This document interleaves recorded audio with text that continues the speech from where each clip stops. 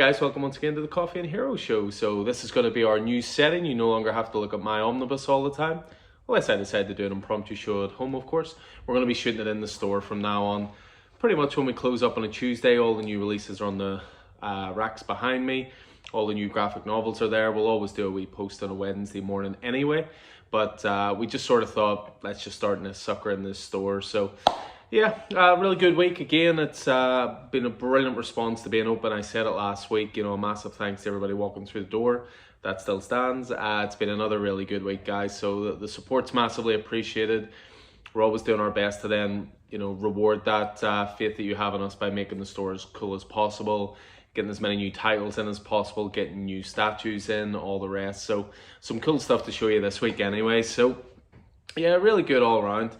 But as ever, I'll take you through the titles I enjoyed the most last week. I will be recording a podcast tonight with Keith as well, and we'll certainly throw that out there, going through these in a bit more detail. But for me, the standout titles last week were Nocterra number 3. So this is just such a great horror series from Scott Snyder and Tony S. Daniel to Mo Moray on colours. This is probably the best issue so far. Just really dark horror, brilliant stuff with the parents at the start, really class last page. I'm just loving this. I'm hoping my Kickstarter isn't too far away as I back the graphic novel, so really enjoying that. Probably my pick of the week, and I'll get into this in a lot of detail on the pod tonight, is Marjorie Finnegan, Temporal Criminal. So this is a new one from Garth Ennis. He's working with AWA Studios now, and this is one with Goran Sudzuka on art. This is just a heck of a lot of fun. Sometimes with a comic book, all you want is a really well-developed world, great world building, likable characters, and to have fun. And that's exactly what this is. It's probably as deep as a puddle. Garth Ennis is more known for snappy dialogue and interesting characters, and he's got that in abundance here. Brilliant first issue. I think there's 1 or 2 still on the website, but get on that. It's going to be an 8-issue series in total. Another one of my favorites from this week is Swamp Thing, so issue 3. So Ram V, Mike Perkins, continuing some great stuff there, and some links to previous Swamp Thing issues in this one as well. So get on Swamp Thing if you're not on it already. No doubt our biggest selling title of last week was definitely Batman 108. So first appearance of Miracle Molly. It has been a massive sales boost for DC. There was a story there about it selling over 200,000 copies. So this has proven really popular. I know there's a second print on the way as well, but we do have a limited amount of the first prints still in the store. So if you want to get on Miracle Molly. And then the last one to finish off with, and again, I'll be talking about this a lot in the pod, this is The Good Asian. I was looking forward to this for months, and it did not disappoint. Crime noir, 1930s, Chinatown, Chinese cop working against his own kind, that kind of thing. Chinese-American cop, I should say.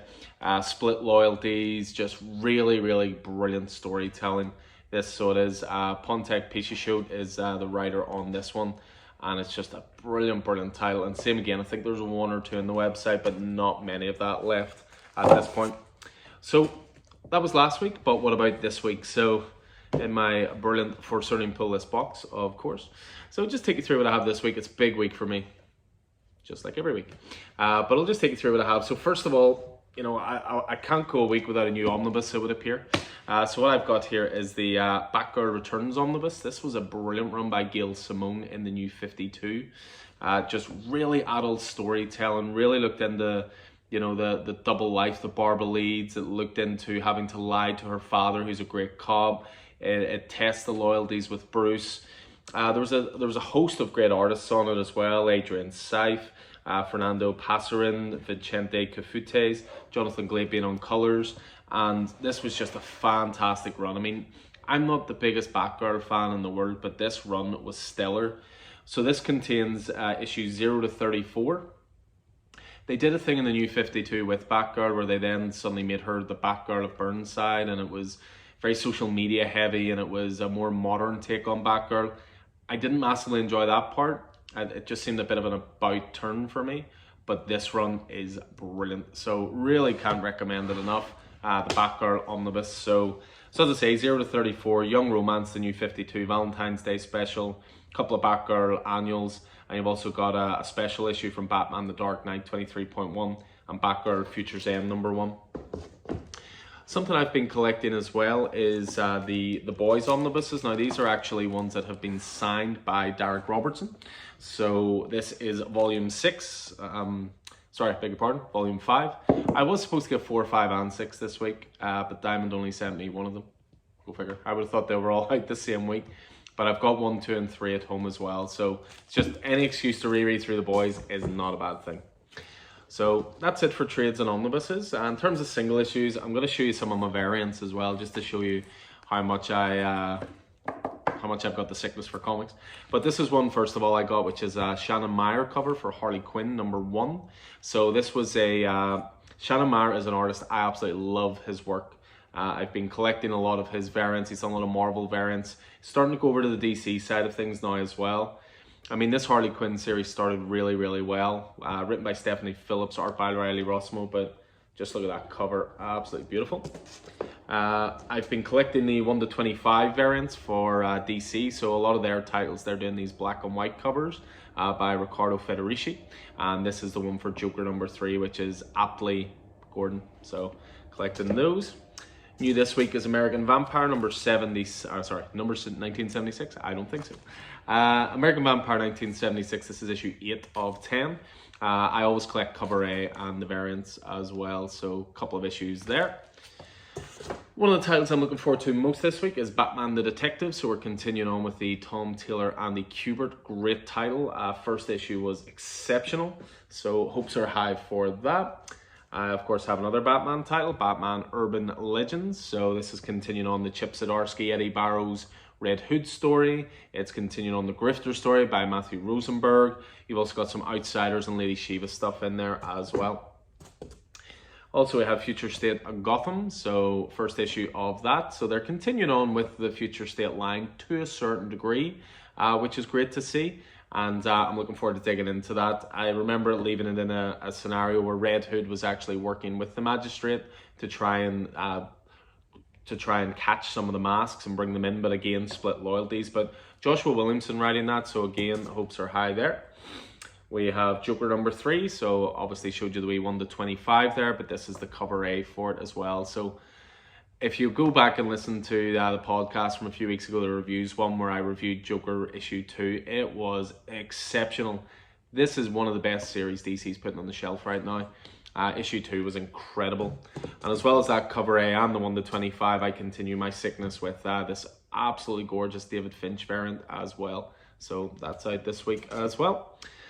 Mr. Zdarsky continues with DC with Justice League Last Ride. So this is the first issue. You've got Chip Zdarsky and Miguel Mendonça on art. It's going to be a 7-issue miniseries, I believe. So looking forward to that. That was going to be digital first, but now they've decided to put it out in print even before it's went digital. So it seems to be a concurrent thing now rather than a digital first, couple of months, and then release it as a hard copy. We have Rorschach, so we're up to issue 8 of 12. Again, digging Rorschach. Issue 7 was a really good issue involving a very, very celebrated comic creator. I'll say no more, but brilliant stuff. So that's the cover A, and of course I collect the cover Bs as well. So it's Jim Cheng this month, and a really glorious cover. I always love how they do the Watchmen type font as well there. We have Wonder Woman 772. So Vicky and I are really enjoying Becky Cloonan's run on Wonder Woman. And again, we always collect the variants for this one. So really beautiful stuff. I believe Joshua Middleton again, who has been knocking it out of the park with Wonder Woman covers. So a few Marvel ones now to jump onto. So we have Conan the Barbarian. So last issue, this was great. Another highly regarded one on the podcast. It's starting to move into the mythical side of Conan as well as the swords part. Conan is always swords and sorcery, so we're moving into the sorcery side of things, and I really dug that. Fantastic Four, we have a Scotty Young variant, because if I don't bring home every Scotty Young variant, Vicky beats me up. She doesn't really. But this is also the start of a new story arc called Bride of Doom, so I'm going to tuck into this myself and give it a go. I've always wanted to get into Dan Slott's Fantastic Four, and it's just never quite grabbed me, but I'll give it a go. We have Guardians of the Galaxy number 14, so we're continuing on with Al Ewing's run and Juan Frigeri, and this is part 2 of a new story arc as well, so good chance to jump on Guardians. one of my favorite issues from a few weeks ago. Geez, there's so much Chip Zdarsky stuff in here. So we've got Spider-Man Spider's Shadow, so we're up to issue 2 of that. So this is essentially the what if, what if Peter Parker had let the Venom symbiote possess him. So it's Chip Zdarsky and Ray and Pascal Ferry on art. Then we've got Star Wars War of the Bounty Hunters. So this is Star Wars issue 13, and this is a prelude to the new War of the Bounty Hunters event. And I don't think it's fully essential, but it's certainly laying the groundwork for that event as well. The Star Wars stuff, of course, isn't mine. I'm sure Keith will give me stick for showing it off when it's not mine, but it's Vicky reads the Star Wars stuff. She also reads High Republic, up to issue 5 this week, so a lot of people enjoying that. The most interesting looking X-Men title for a while, I think, is out this week as well, which is X-Corps, out with a brand new #1. And of course, we had to go for the Scotty Young version of that as well, because Vicky and Scotty Young. As well as Vicky and Scotty Young, there's Vicky and Kanto. So we're up to issue 2 now of Kanto and the City of Giants. So we have the cover A just there. And again, I always make sure to get her the 1-10 variant as well for that one. So I love Kanto as well. We talk about it a lot in store, push it a lot. Also, indie-wise, we have Gagger #2. Issue 1 of this was awesome as well. I managed to get in some of the second prints of #1 as well. So if you want to jump on this is the Doomsday Clock team. This is your Jeff Johns, your Gary Frank title, and Brad Anderson on colors. I have a title called Heavy. This is from Vault Comics. This is really, really good stuff as well. This is all about avenging angels trying to buy their souls back, essentially. The first trade of that should be out soon. I'll keep an eye out for that and get it in. We've got Guillaume March's Carmen. So this is Guillaume March's creator-owned title that he both writes and draws. So obviously doing the Lord's work on Joker at the moment, but he also has his independent series. So I'll just pull these other ones out now and make it a bit easier on myself. We have Maniac of New York, so we're up to #4 of that. You can live in Manhattan if you want, but there is a serial killer that roams the streets. It's just a chance you take. This has been great so far. Really cool sort of slasher flick / cop story, and really, really enjoying that. And again, trades won't be too far away on that. We have Proctor Valley Road as well, so we're up to, I believe, issue 3 of that. So this is the Grant Morrison title, co-written with Alex Child, art by Naomi Franquise and Tamara Bonvillain on colors. So really enjoying that sort of, it's like an all ages horror title, I suppose you would say, but it's based on a real road in America that's supposed to be haunted, which I like so much that of course I got the 1 per store variant as well. We have The Resistance Uprising #2, so continuing on with the AWA love. This is the J. Michael Straczynski series with C.P. Smith on art. That's as close as it gets to an AWA superhero title. We have Scout's Honor, which I've heard great things about. This is the last issue, I think, issue 5. I actually have all 5 issues, which I'll give her a little read to this week. I haven't started that one just yet. Any week with New 7 Secrets is a good week. So Tom Taylor, Danielle Dinaculo, and Walter Bayamonte. And issue 7 was out of this world good. Literally out of this world. And looking forward to taking into issue 8. And of course, I have the 1-10 character variants as well. You see my problem with variants here and how terrible I am. New Aftershock title kicks off this week as well. I'm looking forward to a lot, which is called Silver City. This is written by Olivia Cuarto Briggs and art by Luca Merli. This looked really interesting. It was sort of like magic meets gangster meets steampunk type vibe. And I remember seeing it in the previews when we chatted about it. So new #1, can't go wrong. And then we've 2 to finish off with. So we have the silver, if I don't throw it away, the Silver Coin #2. So loved the first issue, which was written by Chip Zdarsky and art by Michael Walsh. The idea behind this one is it's an anthology horror series, but it's the same artist every time, but a different writer. So for this one, we have Kelly Thompson on writing duties for that.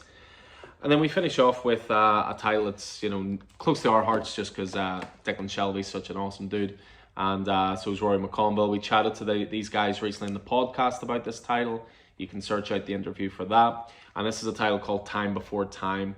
I aptly went for the John Paul Leon variant for this one because obviously he sadly passed away recently. I'm a big fan of his work, and it sort of seemed quite fitting to, commemorate taking on a new series with his variant as opposed to the cover A, which is done by Declan Shelby and is really beautiful as well. But despite what I have shown to the contrary, I'm trying to cut down on my collecting multiple copies of one issue, but as you can see, I'm not doing very well.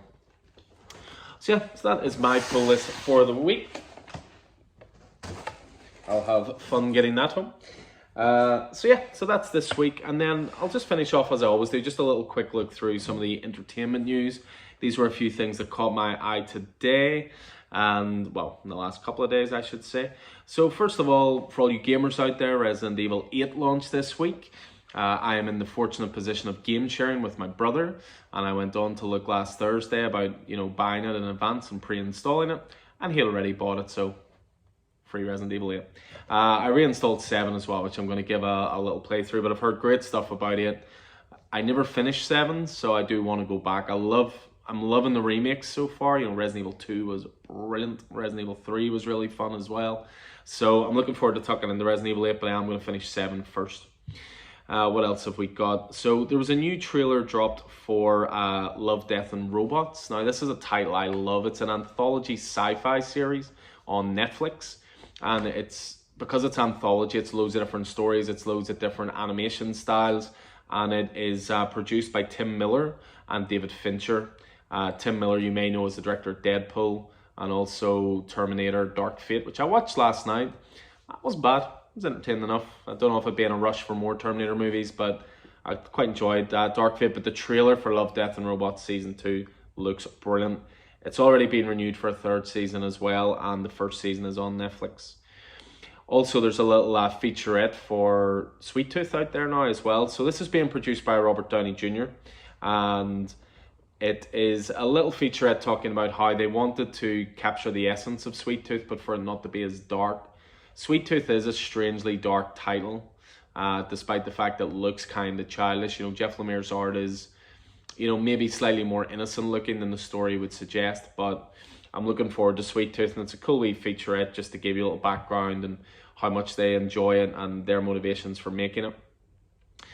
There was also another trailer that dropped, which is Venom Let There Be Carnage. Oh my god, this looks awful. How can the Venom run be so good at the moment with Donny Cates and everything he's doing and making it big and epic and building this great world and these great villains? And then you have a trailer that kicks off with a symbiote running around cooking for Eddie. I think they've got the tone of this so wrong, and it was the same with the first Venom movie. I may be in the minority because it made like $1 bajillion, and that's fine. And if there's an audience for this movie, great. And I'll probably go and see it opening weekend anyway, but I was really disappointed in this trailer. I was looking forward to it. I like Woody Harrelson a lot, but even he looks just really comedic in it. You know what I mean? Like, Carnage is essentially a serial killer. He should be scary and uncomfortable to be around, and it just looks like a mustache twirling villain from the 30s or something. I don't know, but I thought the trailer was not good, and I'll watch anything Tom Hardy's in. I'm a big fan of his as well. And Michelle Williams is back, and Naomie Harris is going to be in it as well. A lot of people think that she is going to play Shriek, but on the plus side, Cletus Cassidy's wig looks a lot better on Woody Harrelson this time than at the end credits of Venom. But yeah, I can't say I'm massively looking forward to it, guys, but again, I'll be there opening weekend because of course I will. Just a couple of wee things to finish off with then. I see that Margot Robbie has been interviewed a lot, and she's trying her best to get Poison Ivy introduced to the DC cinematic universe.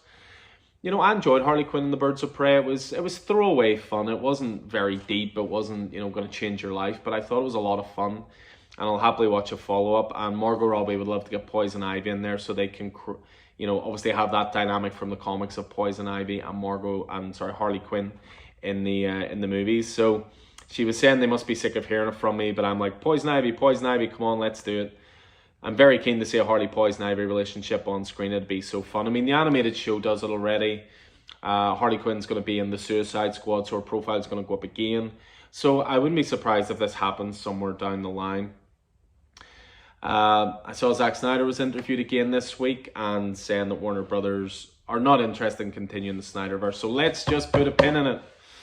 I'm a huge fan of the Snyder Cut. Everybody knows this, and I just don't have the energy to go through all this again of he said, she said, let's get this made. I would love to see them culminate the Snyderverse universe in a comic. I think that'd be a great way of doing it. It would bring across a whole new audience to comics who, have enjoyed movies and so forth. So I would love to see more Snyder stuff, but I don't have the energy to campaign for it. And then one last thing I'm just going to finish off with, because the trailer hit and it looks fantastic, because of course it does, because it's Indiana Jones. Indiana Jones is going to be hitting 4K very, very soon with a complete 4K Ultra HD release, which is going to celebrate the 40th anniversary. It's due to be released in June 8th. Go and look at the trailer. These are gorgeous looking movies already, but in 4K they should be stunning. You think of all those desert vistas, those jungle scenes, all the great locations, certainly in the first 3 movies that they shot in, you know, Venice. And yeah, I'm a massive Indiana Jones fan. I even don't mind the 4th one. You know, it's easily the weakest of them all. Of course it is. But there's good things in it as well. And I do know that they're actually in the process of making a 5th, which, you know, hopefully it'll be good. You know, fingers crossed.